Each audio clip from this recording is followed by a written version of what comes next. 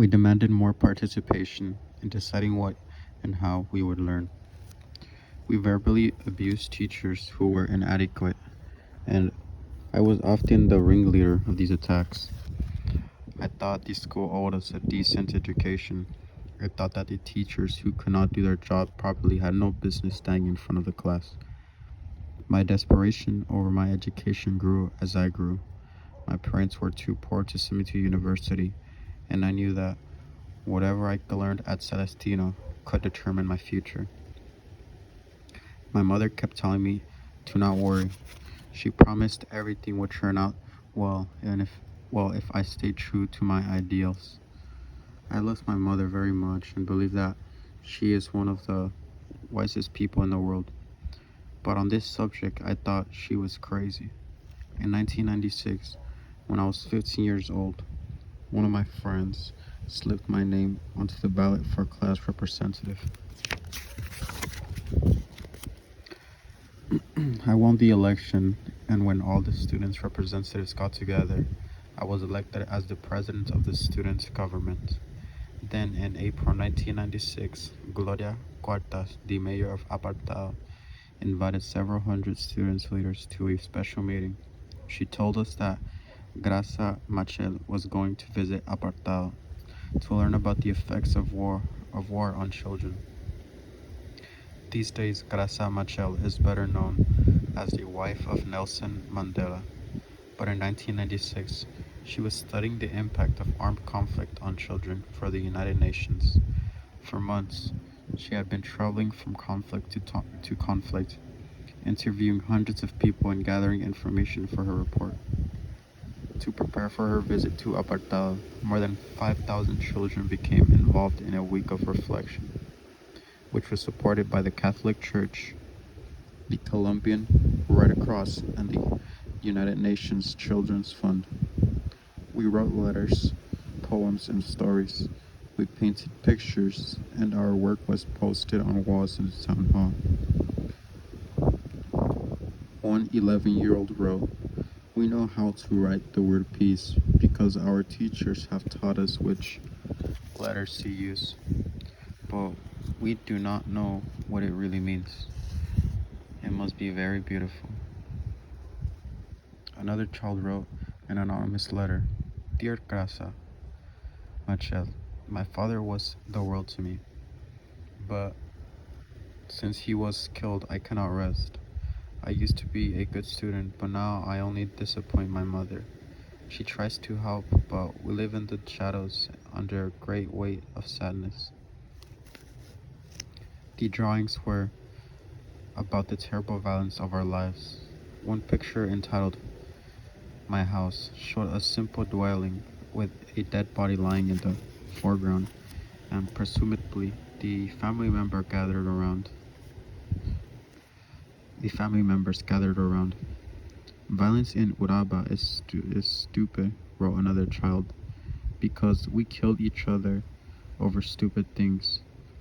As as the saying goes, por ver caer, to see is to die." He meant that if you witnessed a killing in Uramba, you were as good as dead yourself. During that week, 100 student representatives were divided into commissions to discuss different aspects of conflict. There was a commission for peace, a commission for human rights, another one for displaced people, and so on. We met in one vast hall in the Colegio Pueblo Nuevo in Central Apartado.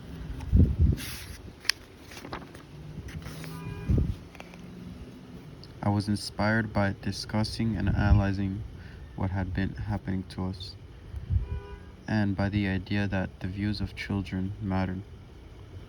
Oh, what the heck, a little book.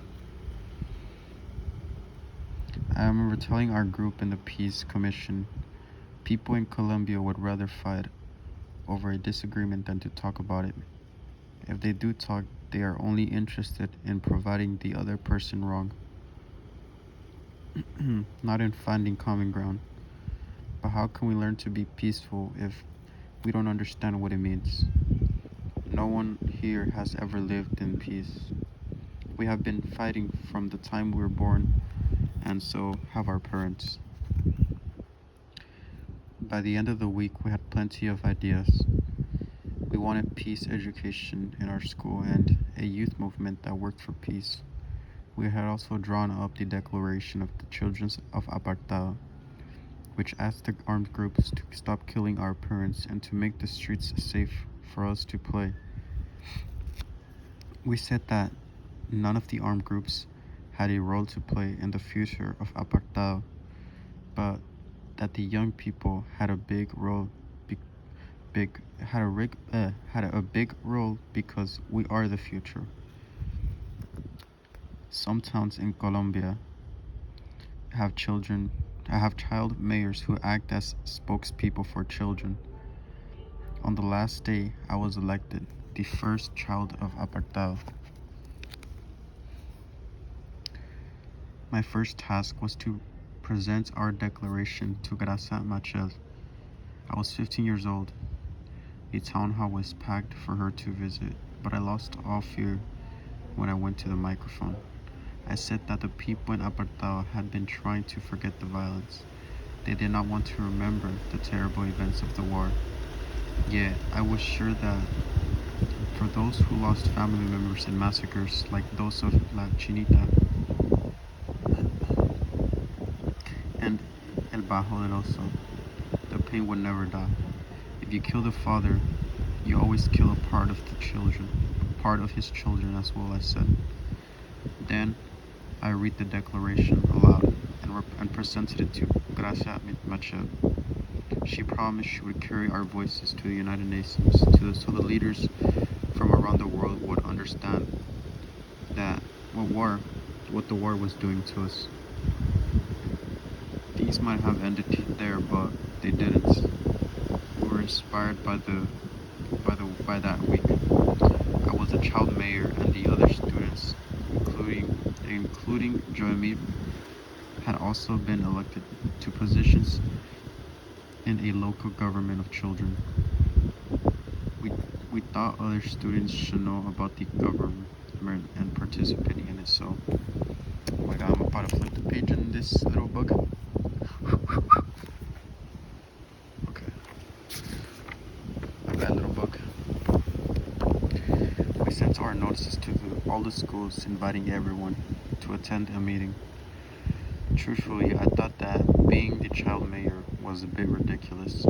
What could I really do? I had no power, I had no expectations about the first meeting either, but more than 100 children showed up. When they kept on coming 2 or 3 meetings a week, I began to realize that we had really started something. Most of us were between 9 and 15 years old. We met in parks or on soccer grounds, a rowdy mass of kids who argued ferociously about what we could do and could not do to promote peace. We knew that ending poverty could help to end the war, but we could do nothing about that.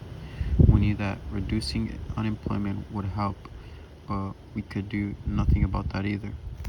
We could not stop the bullets and the machetes. We cannot end the violence, but we believed we could begin to build a peace amongst ourselves.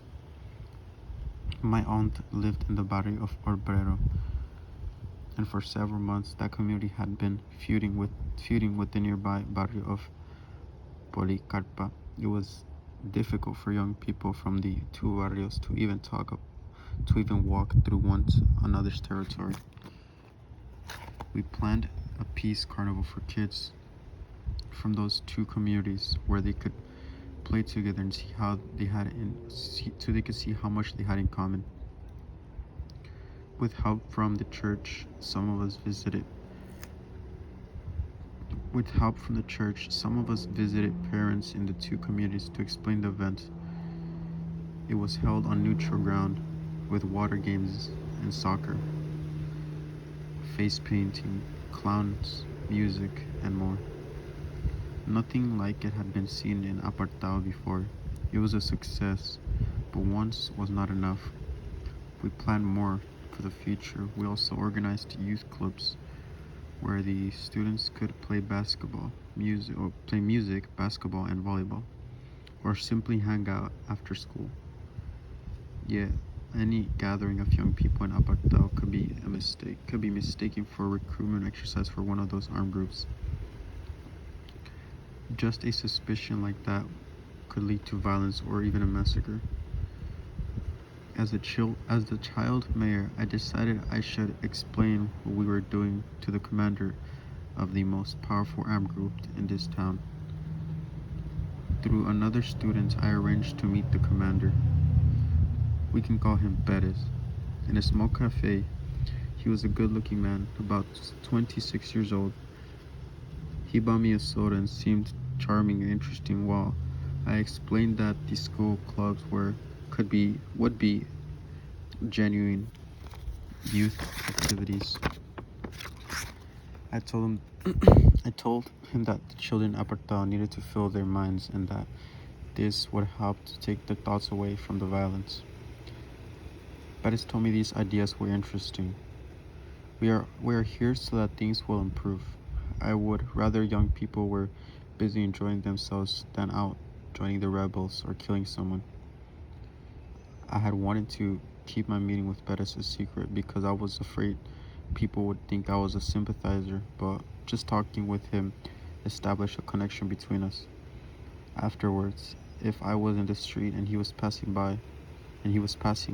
he stopped to talk. I was walking home from school with a group of friends one day and Bettis drove up with a truckload of armed men. He called me over and I couldn't ignore him. My mother had told me that in life it is often necessary to be like a chameleon. Sometimes you must appear to be red even though you are green, but no matter what, you must always stay true to the essence of the creature that you really are. I thought that in dealing with Bettis, I had to be a chameleon. I always kept my distance, but I had to get along with him because it was too dangerous to be his enemy. Not everyone understood. Then Bettis dropped by to speak with my mother. She was at home on the plantation, doing the family washings in a large cement sink on the back porch. Bettis bought a soft drink and sat on a wooden bench nearby, chatting casually while she continued with the laundry. He mentioned he had seen me on television and read stories about me in the newspaper. So Farless is becoming famous, he laughed. What's all this about? What's all this about her becoming the child major of Apartao?